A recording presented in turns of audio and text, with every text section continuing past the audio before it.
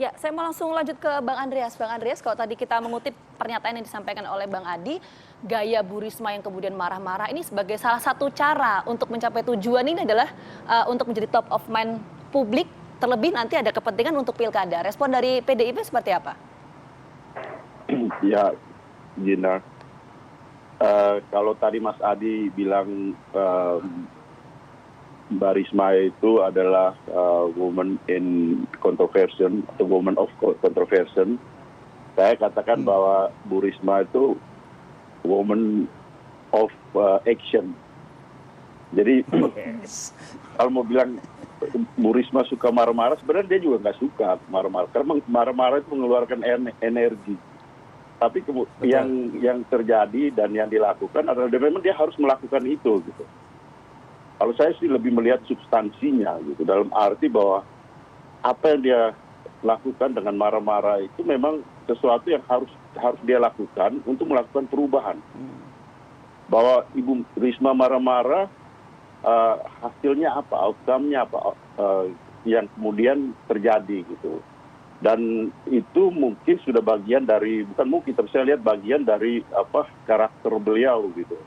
Dan selama 2 periode memimpin Surabaya, itu pun yang beliau lakukan gitu.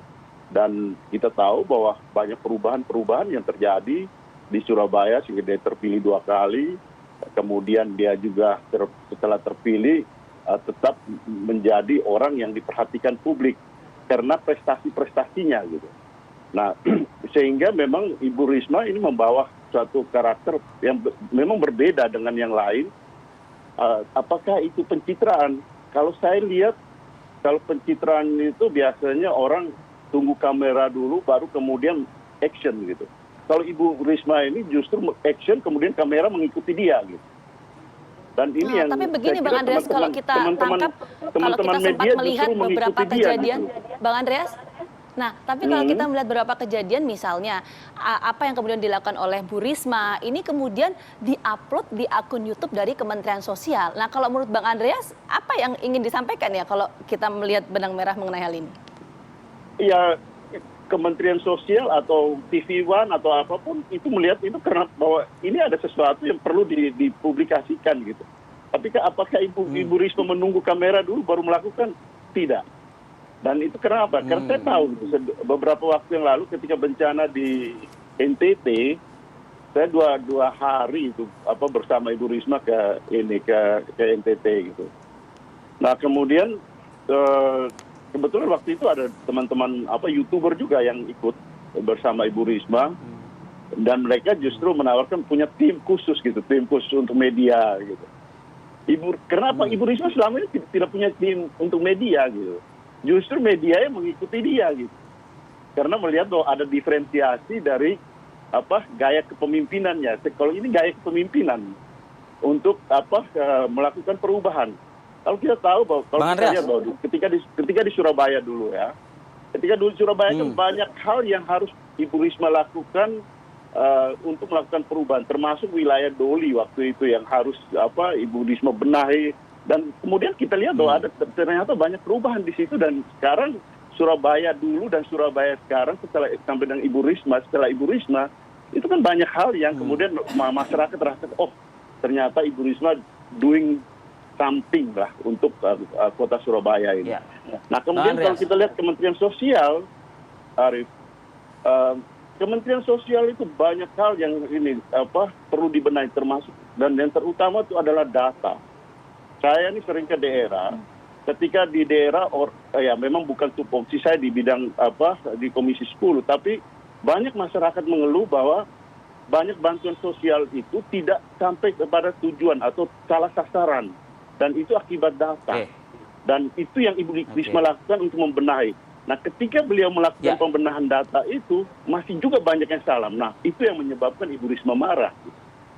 Nah ini dia marahnya Ibu Risma ini. Kalau saya pribadi sih, saya mau mengatakan aja, saya seneng nih dengan gaya-gaya yang beda daripada biasanya. Diarahin pelan-pelan nggak kena-kena. Ya mungkin butuh cara-cara seperti ini. Cuman kalau Surabaya kalau Surabaya, Bang Andreas tadi bilang, dan itu faktanya memang 2 periode terpilih memang gitu loh. Tapi ini Gorontalo, tapi ini DKI Jakarta. Nah itu loh, ini kan bicara soal taste, bicara soal rasa. Ada loh yang tersinggung, ya kita nggak bisa pungkiri itu, Bang Andreas. Saya kira Ibu Risma juga tidak terlalu peduli dengan soal apa, ya kemudian orang merasa seperti apa. Ya dulu misalnya dengan Pak Ahok ya, Pak Ahok kan ya orang ini kemudian karena marah-marahnya, kemudian juga karena mungkin ya kasus yang kita semua sudah tahu. Tapi setelah Pak Ahok tidak memimpin lagi, orang ternyata dulu apa yang Pak Ahok lakukan itu banyak hal yang benar gitu. Dalam arti bahwa perubahan-perubahan dia lakukan karena gaya yang dia lakukan gitu ya, gaya yang ditampilkan dan kemudian itu menimbulkan perubahan. Tapi kan ada rasa kemudian yang muncul di kemudian hari begitu. Artinya masyarakat mungkin ada yang berpersepsi setuju, ya kan? Tapi ada yang mungkin nih apa sih datang-datang ke daerah kami gini, kayak gitu loh. Kita mengkhawatirkan seperti itu. Beliau itu adalah menteri itu untuk seluruh Indonesia gitu. Dan masalah data itu adalah masalah Indonesia gitu. Dan ketika beliau menemukan ada persoalan yang berkaitan dengan data dan itu terjadi di Indonesia, itu tupoksi dia untuk membenahi itu gitu. Bahwa yang ditampilkan adalah marah-marah itu adalah soal gaya. Tapi bagaimana substansi yang dia lakukan untuk melakukan perubahan itu dan perbaikan itu. Nah, yang saya tahu juga bahwa pada tataran birokrasi, tataran elit, ya itu memang berkeras, tapi rakyat suka kok. Karena mereka merasakan ada perubahan itu gitu. Nah itu yang terjadi gitu. Itu yang terjadi juga di Surabaya. Oke, Bang Andreas, rakyat kita tangkap poinnya. Itu. Ya, kita tangkap poinnya Bang Andreas. Saya mau ke Bang Iskan kalau gitu. Kalau komentar dari PKS seperti apa mengenai aksi marah-marah Bu Risma? Tidak hanya di Gorontalo ya, tapi juga di beberapa wilayah lainnya. Ya, pertama kita prihatin ya. Itu menteri marah-marah seperti itu. Sebetulnya kita sudah pernah ingatkan di Komisi 8, teman-teman khawatir Ibu Risma nanti bisa sakit atau stroke gitu. Di situ waktu itu Ibu Risma mengatakan bahwa itu memang gaya dia tidak bisa obat. Jadi dari sini kita bisa melihat bahwa memang Ibu Risma ini agak stres saya lihat memimpin kementerian ini. Karena beda dengan memimpin wali kota. Kalau wali kota itu kan dia perbaikin sistem, ada dia bersihin taman-taman, itu kelihatan. Tapi di Kementerian Sosial ini ada 10 juta menerima manfaat PKH, itu sekitar 30 juta orang. Belum lagi bantuan tunai, bantuan panganan tunai. Jadi jumlahnya sangat besar datanya, tetapi memang data ini bermasalah secara total. Nah, sebetulnya saya belum tahu ya, yang pendamping itu kemungkinan dia Korwil, koordinasi wilayah, ataupun Korkap, koordinasi kabupaten. Karena kalau pendamping biasa nggak mungkin ketua menteri. Justru seharusnya Ibu Menteri itu jangan marah, justru harus diterima. Karena data itu, kenapa bermasalah? Jadi ke Korkap, koordinator kabupaten ini, koordinatif penerima PKH itu, tidak bisa masuk ke data. Sedangkan data itu perbaikan ada di tangan mereka. Jadi kalau dia yang hadir itu adalah Korkap, pasti paling tahu dia tentang kabupaten itu. Kalau dia Korwil pasti tahu. Ketika Ibu Menteri marah-marah, ini membuktikan Ibu Menteri itu datanya salah. Itu pasti. Karena pendamping itu mereka tahu siapa yang mereka dampingi, berapa jumlahnya, apa kasusnya. Karena banyak data-data yang di lockdown oleh Ibu Menteri tanpa sepengetahuan pendamping PKH, tanpa sepengetahuan tanwilnya di sana ataupun kabupaten. Nah ini yang mereka protes. Jadi banyak masyarakat itu cuma perbedaan karena kurang huruf A atau B, tiba-tiba langsung di dalam sistemnya Kementerian langsung orang itu lockdown. Jadi mereka kan dapat bantuan masa-masa COVID begini, seharusnya mereka dapat bantuan, tiba-tiba bantuan itu yang mereka protes. Seharusnya Ibu Menteri. Bang Iskan, yang Anda maksudkan di sini adalah Ibu Menteri melakukan hal yang ternyata bukan hal yang sebagaimana yang dimaksud, begitu? Bukan. Jadi gini, ketika Ibu Menteri ketemu dengan, katakanlah dengan Korkap, koordinator kabupaten penerima PKH itu, kan ini pasti adu data. Mereka kan lapor, Ibu Menteri ini ada masalah ini kenapa di lockdown gitu. Dia mungkin marah gitu ya. Saya nggak tahu maksudnya. Tapi yang nerima yang berdialog itu pasti dia koordinator wilayah atau kabupaten, nggak mungkin PKH biasa kan gitu kan. Feeling saya ya. Tapi ini harus dicek dulu. Nah, Kok dia saya kan adu ngerasa data. Bu Risma nggak mungkin marah-marah kalau nggak berdasarkan sesuatu gitu, Bang Iskan. Justru datanya Ibu Menteri itu yang maksud dicek oleh Ibu Menteri kan.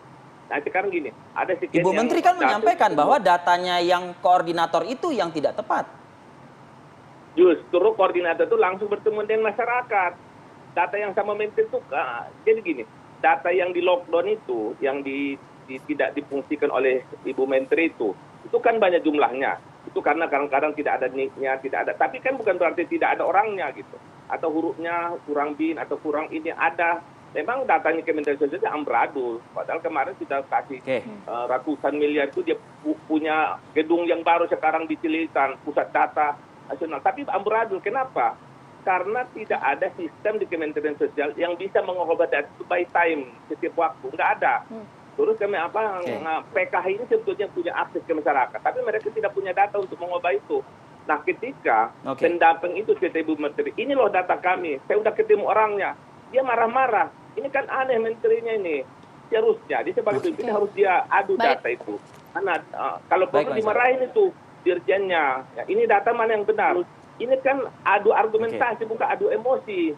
Kalau adu emosi itu... Baik, Bang Iskan, kita tangkap poinnya. Ya. Gelanggang tinju aja mereka bermain. Ini adu argumentasi. Oke.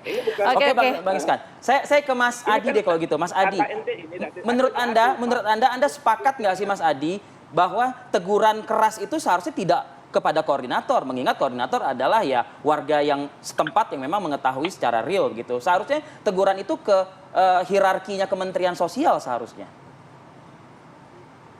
Begini Pak Del, bahwa prinsipnya soal data penerima bantuan sosial, PKH, dan yang semacamnya itu, ini rumit sejak lama, bukan ketika hanya Risma menjadi Mensos ya. Bahkan antar setemen dengan kementerian yang lain, itu berbeda. Mensos misalnya dengan BPS datanya bisa beda. Data pusat dengan di daerah itu datanya juga beda. Kalau mau bikin data, sinkronkan data yang di pusat dengan pemerintah daerah. Jadi pendamping-pendamping di daerah, di lokal, yang lebih banyak ke teknis itu sebenarnya lebih operasional. Dia menerjemahkan data-data yang dimiliki oleh bupati, gubernur, dan wali kota. Itu mestinya. Kalau PKH dikuliti satu persatu, ditanyain sinkron tidaknya dengan data Kemensos, ini repot, nggak selesai urusan. Artinya apa? Kerumitan ini selalu muaranya itu di hulu. Ini data tidak sinkron, data yang di pusat dengan data di daerah. Itu muaranya. Bukan para pendamping yang lebih menerjemahkan itu semua. Nah, yang menjadi ramai itu adalah ketika para pendamping ini yang dianggap sebagai pegawai di bawah, tidak terlampau tahu persis semua berbagai data, dimarahi, ditunjuk-tunjuk, yang seakan-akan marwahnya itu direndahkan betul oleh seorang Ibu Menteri. Ya gimana? Mas Adi, maaf saya potong. Tadi saya begini Bang, selain juga terkait dengan data yang tadi Arif Fadil sampaikan, tapi ini juga sekaligus ingin meneruskan apa yang kemudian Mas Adi tadi sampaikan terkait dengan elektabilitas. Nah, kalau kita melihat kan gaya kepemimpinan dari Menteri Sosial ini kan tidak yang terjadi di DKI kan, tapi kita juga pernah melihat hal ini ketika Bu Risma ini memimpin sebagai wali kota Surabaya 2 periode dengan gaya kepemimpinan seperti ini. Apakah kemudian gaya kepemimpinan yang sampai saat ini konsisten terus ditunjukkan oleh Bu Risma ini juga works ketika ini dilakukan di DKI Jakarta yang memang tentu demografi penduduknya pasti berbeda dengan Surabaya? Ya, mungkin terlampau jauh ya jika dikaitkan dengan Pilkada DKI Jakarta nanti di 2024. Tapi prinsipnya Risma ini tetap memprofiling dirinya sebagai pemimpin yang punya rasa pembeda dengan yang lain. Tidak jaim, tidak pencitraan ya, versinya begitu. Artinya apa? Risma rela melakukan apapun, yang penting substansinya berubah. Data berubah, bansos tepat sasaran, tidak hanya melingkar di orang yang itu-itu saja gitu ya. Kan itu yang sebenarnya ingin disampaikan oleh Risma, bahwa dia adalah seorang pemimpin yang layak diperhitungkan untuk masa yang akan datang. Termasuk diperhitungkan untuk Jakarta. Itu bukan hanya keinginan Ibu Risma, tapi keinginan kita semua, bukan? Tentu kalau itu iya, tapi kan begini problemnya Pak Dil. Ketika kita mencoba untuk mengkritik pola komunikasinya, apakah model komunikasi yang semacam itu diterima oleh publik atau tidak? Tentu ada parameter-parameternya nanti. Tapi secara umum, ketika misalnya melihat Risma marah-marah terhadap pendamping PKH, itu relatif tone-nya agak negatif. Bu Risma, kalaupun tahu marah-marah itu tidak menyelesaikan persoalan data-data yang semeraut data yang semeraut itu dari dulu antara urusan pusat sama daerah nggak pernah nyambung. Urusan pemilu data juga nggak nyambung, urusan bansos Saran nggak nyambung. Anda marah-marahnya ke dalam aja baiknya begitu ya? Betul, kan ada model lain yang masih bisa dilakukan. Panggil gubernurnya, bupatinya, wali kotanya, panggil, sinkronkan datanya. Sorry to say Mas Oke. Fadil, teman-teman pendamping PKH Oke. itu kan cuman operasional teknis. Dia nggak ngerti tentang terkait dengan kebijakan-kebijakan yang kemudian itu menjadi data yang kemudian menjadi acuan soal PKH dan bansos yang lainnya. Apalagi diancam mau Kasihan ditembak ya, mereka Mas Hadi. di bawah itu nggak ngerti apa-apa, tapi mereka dipermalukan, ditunjuk-tunjuk oleh seorang pejabat negara lagi. Oke, Bang Andreas Hugo, adakah teguran dari Partai PDI Perjuangan untuk Bu Risma?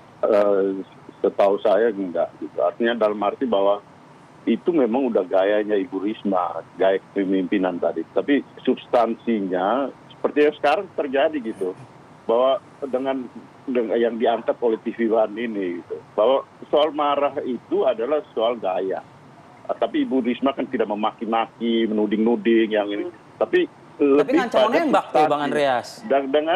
Dan substansi itu yang penting. Dan sekarang orang tahu bahwa makin terbuka bahwa data ini berubah, data ini harus diperbaiki gitu. Dan itu tidak bisa hanya oleh Ibu Risma lakukan. Itu harus dilakukan oleh semua jajaran gitu. Dan bagaimana membangun satu sistem.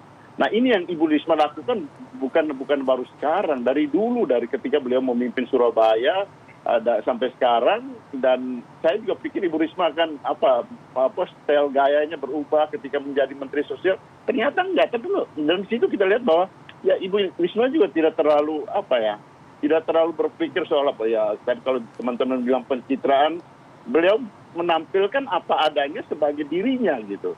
Dan itu lebih original ketimbang bahwa dia harus menampilkan bermanis-manis tapi tidak ada yang dibuat, tidak ada yang berubah dari sesuatu yang sangat urgent, sangat buruk yang dibutuhkan oleh masyarakat untuk adanya perubahan. Saya mendengar juga dari teman-teman Komisi 8 mereka juga mengkhawatirkan kok Ibu Risma marah-marah nanti malah beliau nanti jadi mereka sayang sama Bu Risma mungkin Bang Andreas. Iya, tapi diakui juga gitu bahwa ada hal yang sedang diperbaiki gitu. Dan ketika yang sedang diperbaiki ini ya masih juga belum banyak berubah. Nah, ini yang menimbulkan kemarahan beliau gitu. Nah, tapi itu tadi kembali pada substansinya itu. Oke. Baik, terima kasih Bang Andreas Hugo Parera, Mas Adi Prayitno dan juga Bang Iskan Kolbalubis atas waktunya pagi ini. Kita sama-sama ya nantikan bukan marah-marahnya tapi lebih kepada implementasi dan konkret program tersebut tiba atau sampai di tangan masyarakat. Salam sehat selalu untuk Anda. Assalamualaikum warahmatullahi wabarakatuh. Terima kasih Arif. Terima kasih teman-teman semua.